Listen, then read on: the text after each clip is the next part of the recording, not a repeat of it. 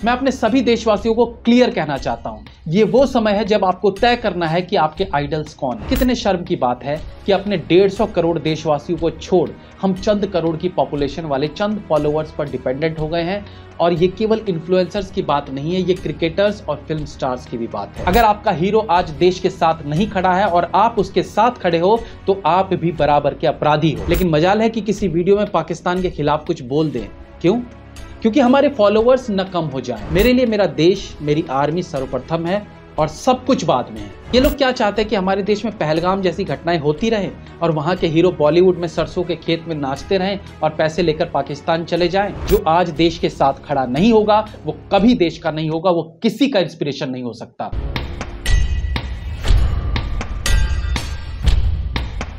नमस्कार दोस्तों, मैं जानता हूं कि ये एक मूवी रिव्यू चैनल है जहां हम फिल्म समीक्षा करते हैं, फिल्म से संबंधित जानकारियां आपके साथ साझा करते हैं।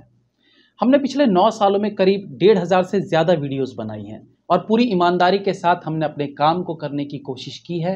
और आप लोगों का प्यार ही है कि इतने सालों तक हम इस यूट्यूब के एल्गोरिदम की दुनिया में टिके हुए हैं, वरना हमारे सामने जाने कितने चैनल्स आए, ऊंचाइयों तक पहुँचे और फिर ख़त्म हो गए।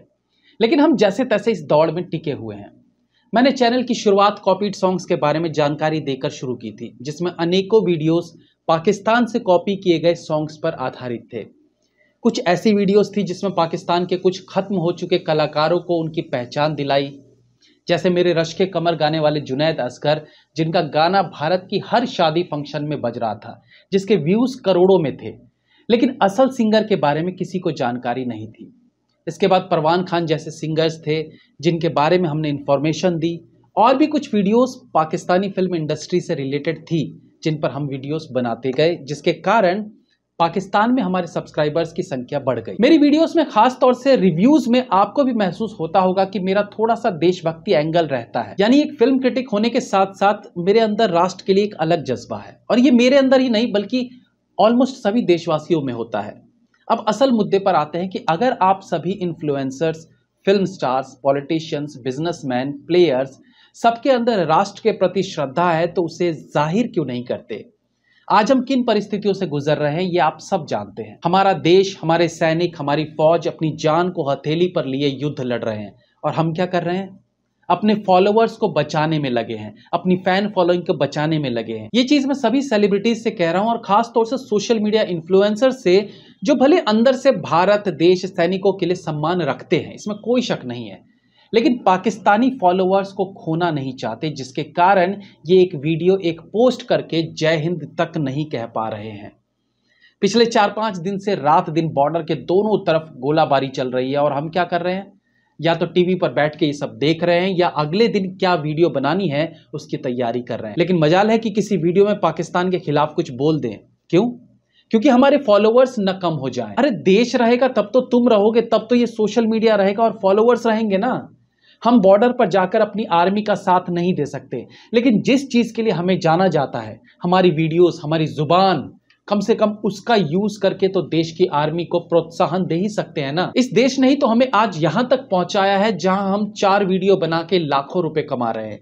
इसके बदले में क्या हमारी देश के प्रति कोई जिम्मेदारी नहीं है? क्या हम केवल वीडियो के माध्यम से ही अपनी सेना को सपोर्ट नहीं कर सकते? क्या पाकिस्तानी इन्फ्लुएंसर्स के, यूट्यूबर्स के फॉलोअर्स भारत में नहीं है? बिल्कुल है, लेकिन इस वक्त वो अपनी देशभक्ति दिखा रहे हैं, वो अपनी आर्मी को सपोर्ट कर रहे हैं, बिना ये सोचे कि हमारे भारत के फॉलोअर्स हमें अनफॉलो कर देंगे। कितने शर्म की बात है कि अपने 150 करोड़ देशवासियों को छोड़ हम चंद करोड़ की पॉपुलेशन वाले चंद फॉलोअर्स पर डिपेंडेंट हो गए हैं। और ये केवल इन्फ्लुएंसर्स की बात नहीं है, ये क्रिकेटर्स और फिल्म स्टार्स की भी बात है। उन्हें इस बात का कतई डर नहीं है कि पाकिस्तान के खिलाफ ना बोलने पर या भारत की आर्मी को ना सपोर्ट करने पर भारतीय फॉलोअर्स अनफॉलो कर देंगे, लेकिन इस बात का डर है कि अगर पाकिस्तान के खिलाफ कुछ बोल दिया तो वहां के कुछ फॉलोअर्स अनफॉलो कर देंगे हमें। शेम यार, शेम। बॉलीवुड के एक्टर्स ने इस बार काफी हद तक एकजुटता दिखाई है। इससे पूरी तरह से संतुष्ट नहीं हूं क्योंकि इनके ट्वीट्स बहुत पॉलिटिकल काइंड ऑफ है, बट स्टिल पहले से बेहतर है। लेकिन इनमें अभी भी कुछ लोग हैं जो चुप रहना बेहतर समझते हैं, क्योंकि वो 0% हेट वाले फॉलोअर्स चाहते हैं। लेकिन किस कीमत पर? अपने देश की स्थिति पर चुप्पी साध के। मुझे ये नहीं समझ आता कि हमारी भारतीय आर्मी की क्या पाकिस्तान से कोई ज्यादती दुश्मनी है? क्या पाकिस्तान ने उनकी भैंस खोल ली थी या उनकी गाड़ी पे डेंट मार दिया था, जो हमारी आर्मी रात दिन गोलीबारी के बीच जीवन से संघर्ष कर रहे हैं? नहीं मेरे भाई, वो सिर्फ और सिर्फ इसलिए अपनी जान को जोखिम में लगाकर पाकिस्तान को जवाब दे रहे हैं ताकि दिल्ली के एसी रूम में बैठे क्रिकेटर्स, मुंबई के आलीशान बंगलों में बैठे फिल्म स्टार्स जिंदा रह सके। वो पाकिस्तानी सेना और हमारे बीच दीवार बनकर खड़े हैं और पाकिस्तान की ओर से आने वाली हर मिसाइल को अपने सीने पे लेने के लिए खड़े हैं, और बदले में हम उनके लिए क्या कर रहे हैं? अगले दिन अगली वीडियो की तैयारी। मैं मानता हूं बहुत लोगों का घर चलता है यूट्यूब से, फिल्मों से, क्रिकेट से, लेकिन एक वीडियो, एक मैसेज, एक आर्टिकल, कुछ तो देश के सपोर्ट में लिख दो यार। यकीन मानिए आपके इस छोटे से सपोर्ट से हमारी आर्मी का हौसला बढ़ता है। उन्हें लगता है कि हमारे पीछे हमारे देशवासी खड़े हैं, हमारा देश खड़ा है। अरे भाई, आपका कंटेंट अच्छा है, आप अच्छे एक्टर हैं, अच्छे प्लेयर हैं, आपकी फैन फॉलोइंग कहीं नहीं जाने वाली। आप अच्छा करते हो इसलिए वो आपके फैंस हैं। तो ये कैसा डर है कि आप देश का हौसला तक नहीं बढ़ा पा रहे हो? मैं अपने सभी देशवासियों को क्लियर कहना चाहता हूं, ये वो समय है जब आपको तय करना है कि आपके आइडल्स कौन है। जो लोग अभी भी भारत के विरुद्ध नैरेटिव चला रहे हैं और आप उन्हें फॉलो करते हैं, तो आप भी बराबर के दोषी हैं। अगर आपका हीरो आज देश के साथ नहीं खड़ा है और आप उसके साथ खड़े हो, तो आप भी बराबर के अपराधी हो। और यस, ये अपराध ही है अगर आप हमारे सैनिकों को नजरअंदाज कर रहे हैं, देश हित की बात नहीं कर रहे हैं। आप में से बहुत से लोग जानते होंगे कि मेरा एक और चैनल है जहां मैं पॉलिटिकल डिस्कशन करता हूं, और ये चैनल मैंने तब खोला था जब मेरे इस चैनल पर पाकिस्तानी फॉलोअर्स 70% थे, क्योंकि उन्हीं दिनों पाकिस्तानी कॉपीड सॉन्ग्स की श्रृंखला वाली वीडियो बहुत चर्चित हुई थी। उसके बावजूद मैंने पॉलिटिकल चैनल खोला और राष्ट्र की बात करने लगा, जिसमें ऑब्वियसली पाकिस्तान की तारीफ तो नहीं होती होगी, जबकि मुझे पता था कि मेरे उस चैनल के कारण मेरे इस फिल्म रिव्यू के चैनल पर बहुत फर्क पड़ेगा, क्योंकि पाकिस्तानी फॉलोअर्स भी नहीं चाहेंगे कि वो उसे फॉलो करे जो दूसरे चैनल पर राष्ट्र प्रेम की बात करता हो।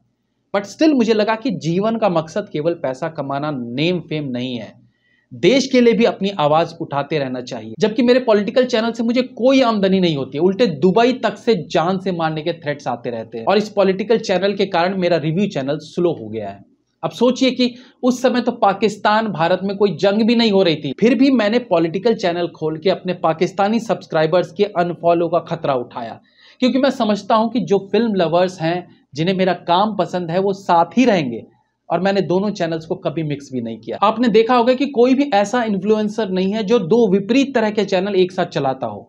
एक तरफ राष्ट्रवादी चैनल हो और दूसरी तरफ ऐसा चैनल जो राष्ट्रवादी चैनल के कारण जिस पर इफेक्ट पड़े।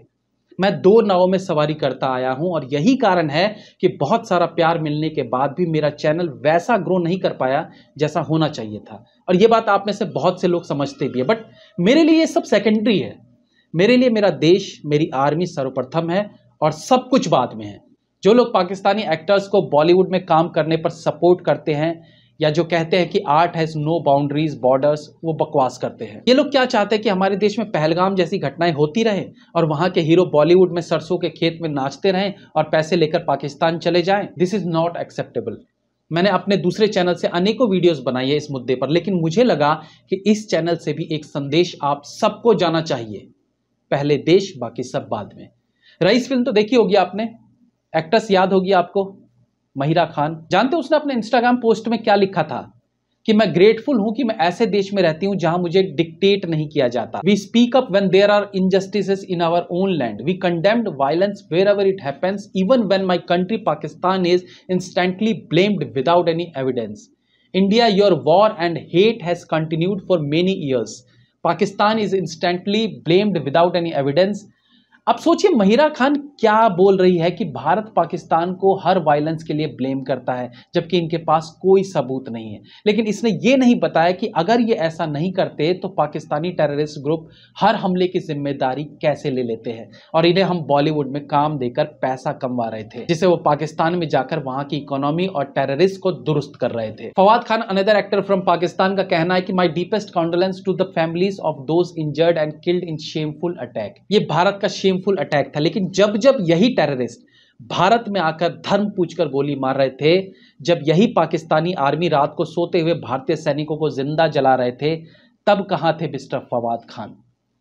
मैं अब सिर्फ ये कहना चाहूंगा कि अनफॉलो एवरीवन जो इस दुख की घड़ी में चुप है। जो आज देश के साथ खड़ा नहीं होगा वो कभी देश का नहीं होगा, वो किसी का इंस्पिरेशन नहीं हो सकता, वो चाहे कोई भी हो। बाकी आई एम रेडी, मेरे चैनल के साथ जो भी हो, आई डोंट केयर। मेरे लिए पहले देश है, और आप भी नीडर होकर देश को सपोर्ट कीजिए। जय हिंद की सेना।